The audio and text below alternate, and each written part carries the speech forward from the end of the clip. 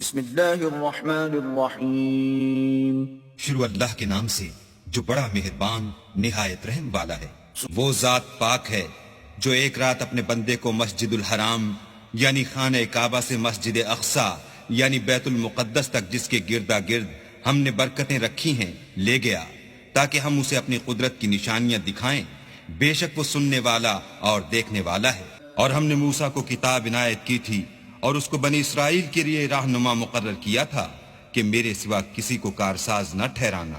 اے ان لوگوں کی اولاد جن کو ہم نے نوح کے ساتھ کشتی میں سوار کیا تھا، بے شک نوح ہمارے شکر گزار بندے تھے۔ اور ہم نے کتاب میں بنی اسرائیل سے کہہ دیا تھا کہ تم زمین میں 2 دفعہ فساد مچاؤ گے اور بڑی سرکشی کرو گے۔ بس جب پہلے وعدے کا وقت آیا تو ہم نے اپنے سخت لڑائی لڑنے والے بندے تم پر مسلط کر دیے اور وہ شہروں کے اندر پھیل گئے اور وہ وعدہ پورا ہو کر رہا۔ پھر ہم نے دوسری بار تم کو ان پر غلبہ دیا اور مال اور بیٹوں سے تمہاری مدد کی اور تم کو جماعت کثیر بنا دیا۔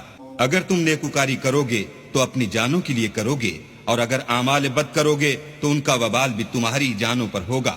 پھر جب دوسرے وعدے کا وقت آیا تو ہم نے پھر اپنے بندے بھیجے تاکہ تمہارے چہروں کو بگاڑ دیں، اور جس طرح پہلی دفعہ مسجد بیت المقدس میں داخل ہو گئے تھے اسی طرح پھر اس میں داخل ہو جائیں، اور جس چیز پر غلبہ پائیں اسے تباہ کر دیں۔ امید ہے کہ تمہارا پروردگار تم پر رحم کرے، اور اگر تم پھر وہی حرکتیں کرو گے تو ہم بھی وہی پہلا سلوک کریں گے۔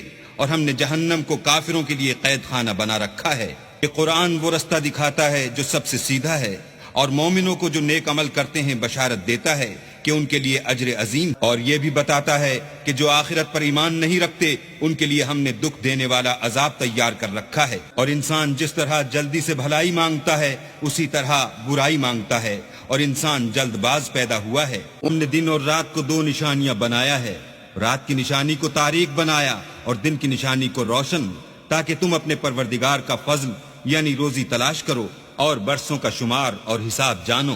اور ہم نے ہر چیز کی بخوبی تفصیل کر دی ہے۔